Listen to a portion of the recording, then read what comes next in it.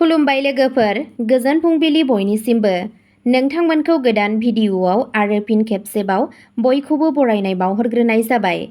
आं दिनै नोंथांमोननि सिगाङाव 30 जुलाइ 2025 मायथाइ एबा 13 सावन दान 1432 मायथाइनि सानसेनि फान्जामुथिखौ फरायथिनो लादों। आसा खालामो नोंथांमोनहा भिडिअ'खौ नायना मोजां मोनगोन।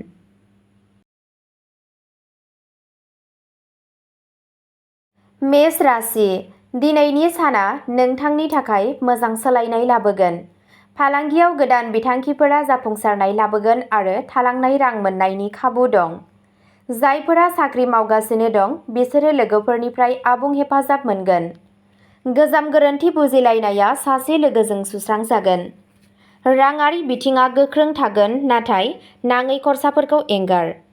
जुलि जानाय जिउआ गोदै जागोन आरो नोंनि पार्टनारआ नोंथांनि गोसोखौ बांहोगोन। सावस्रिया सरासनस्रा जागोन।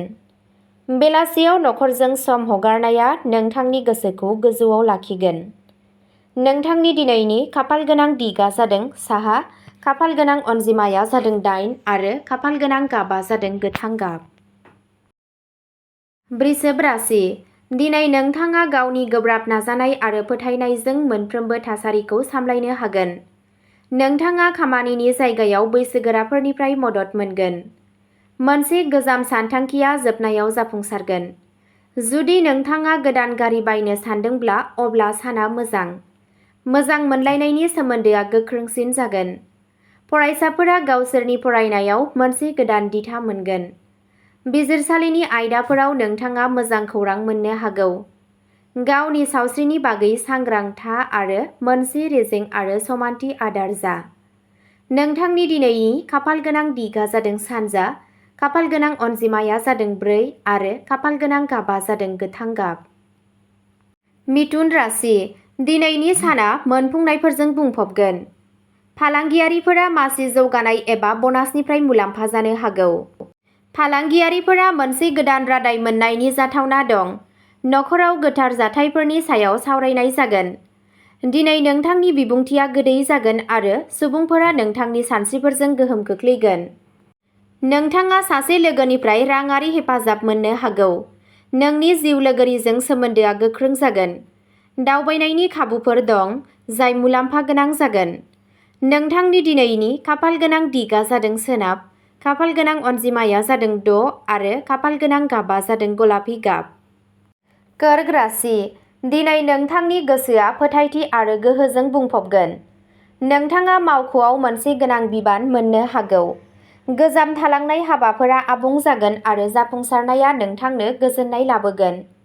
नखरनि सासे सोद्रोमाजों जायखिजाया गोरोन्थि बुजिलायनाया सुस्रांजागोन।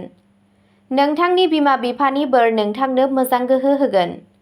राङारि मुलाम्फानि नेरसोनफोर दं, नाथाय गावनि खरसाखौ सामलायबाय था।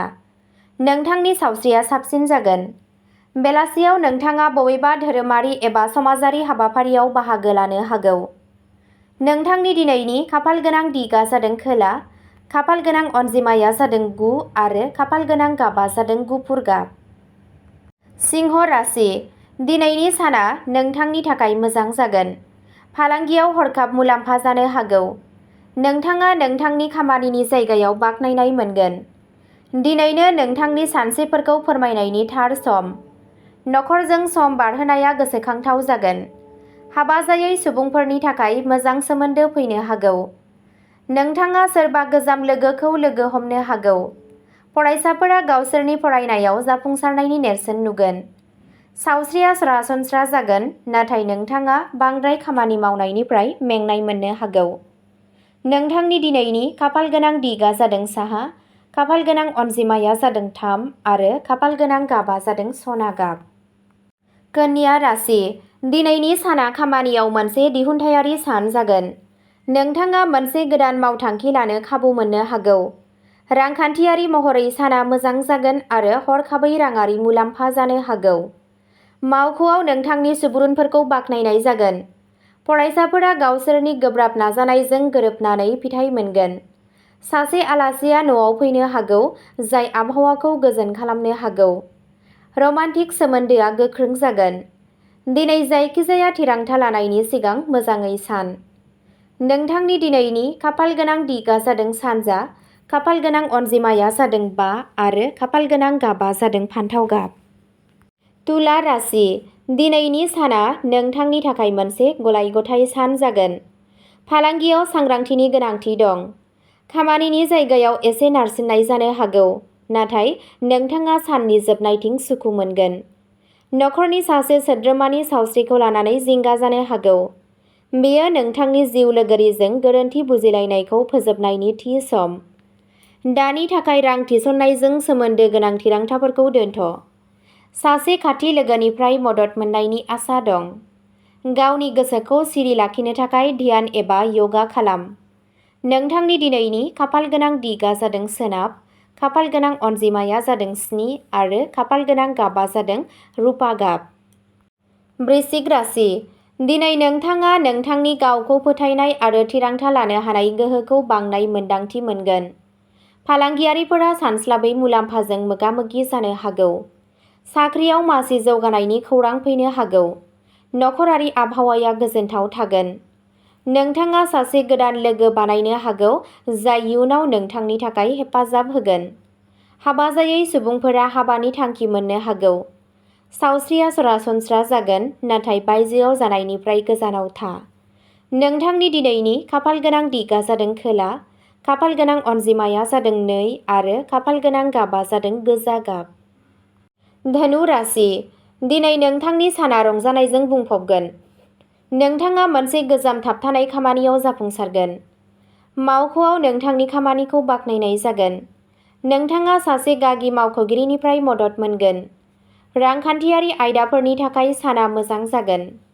नोंनि पार्टनारजों नोंथांनि सोमोन्दोआ गोदै जागोन। नोंथाङा लोगोफोरजों मोजां सम बारहोगोन। फरायसाफोरा मोनसे बादायलु आनजादाव जाफुंसार जानो हागौ। गावनि सावस्रिनि बागै सांग्रां जानो नाङा आरो समाव जा। नोंथांनि दिनैनि खाफाल गोनां दिगा जादों साहा, खाफाल गोनां अनजिमाया जादों 1 आरो खाफाल गोनां गाबा जादों गोमो गाब। मकर राशि, दिनै नोंथाङा नोंथांनि खामानिनि जायगायाव माखासे गोदान बिबानफोर मोननो हागौ। सासे गोबाव समनिफ्राय गोमानाय लोगोआ नोंथांखौ मदद होनो सिगांबोगोन। राङारि मुलाम्फानि इसारा दं। नखराव गोजोननाय आरो गोजोन फैगोन। दिनै नोंथाङा बबेबा धोरोमारि थावनियाव थांनो हागोन। हाबा जायै सुबुंफोरा मोजां सोमोन्दोनि थांखिफोर मोनगोन। फरायसाफोरा गावसोरनि फरायनायाव गोसो होनांगोन। गोसोआरि गोजोननि थाखाय ध्यान एबा गोसोनि साननायखौ सर' खालाम। नोंथांनि दिनैनि खाफाल गोनां दिगा जादों सानजा, खाफाल गोनां अनजिमाया जादों 6 आरो खाफाल गोनां गाबा जादों खमला गाब। कुम्भ राशि, दिनैनि साना नोंथांनि थाखाय दावगानायनि सान। फालांगियाव गोदान बिथांखिफोरा जाफुंसारगोन। नोंथांनि साख्रियाव मासि जौगानायनि नेरसोनफोर दं। नखराव मोनसे गोथार हाबाफारिनि थाखाय मोनसे बिथांखि बानायनो हायो। नोंथाङा गोजाम लोगोफोरखौ लोगो मोनगोन जाय नोंथांनि गोसोखौ गोजौआव लाखिगोन। मोजां मोनलायनाय सोमोन्दोआ आंगोथिया बांगोन। बेयो फरायसाफोरनि थाखाय मोनसे मोजां सान जागोन। गावनि सावस्रिनि फारसे सांग्रां जानो नाङा आरो नेमबादियै ब्याम खालाम।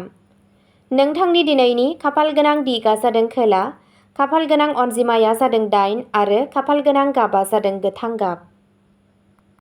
मीन राशि, दिनैनि साना गोजोन आरो गोजोनथाव जागोन। मावख'नि मावफारियाफोरा नोंथांनि खामानिखौ बाख्नायगोन। राङारि थासारिया साबसिन जागोन आरो गोजाम दाहारफोरखौ सुख'नो हागोन। नखरारि आबहावाया रंजाथाव जागोन। दावबायनायनि खाबु दं जाय मुलाम्फा गोनां जागोन। मोजां मोनलायनायनि सोमोन्दोआ गोख्रों जागोन। फरायसाफोरा गावसोरनि फरायनायाव जाफुंसार जानो हागोन। सावस्रिया साबसिन जागोन, नाथाय नोंथांनि रुटिनआव नेमबादियै थाबाय था। नोंथांनि दिनैनि खाफाल गोनां दिगा जादों सोनाब, खाफाल गोनां अनजिमाया जादों 9 आरो खाफाल गोनां गाबा जादों गलापि गाब। अब्ला दिनैनि भिडिअ'आ एसेनोसै। नोंथांमोनहा सानफ्रोमबो फुंबिलि समाव बेबादिनो फानजामुथि नायनानै मोजां मोनोब्ला सानफ्रोमबो फानजामुथिनि आपडेट मोननो थाखाय चेनेलखौ साबस्क्राइब खालामनानै लादो आरो भिडिअ'खौ मोजां मोनदोंब्ला अन्नानै लाइक, शेयार आरो कमेन्टबो खालामनानै होलांब्लानो जाबाय। गोजोन्थों।